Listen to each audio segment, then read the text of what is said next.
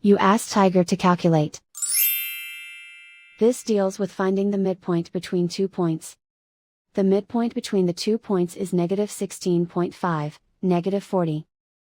Let's solve it step by step. Plot the 2 points and calculate the midpoint using the formula. The coordinates of point 1 are, x1 equals negative 13, y1 equals negative 52. The coordinates of point 2 are, x2 equals negative 20, y2 equals negative 28. PM represents the midpoint of the 2 points.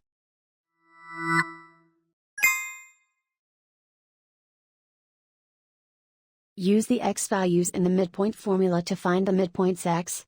x1 equals negative 13. x2 equals negative 20.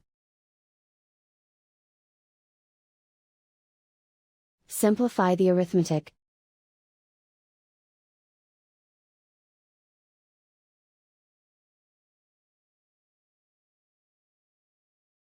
Use the y values in the midpoint formula to find the midpoints y. y1 equals negative 52. y2 equals negative 28. Simplify the arithmetic.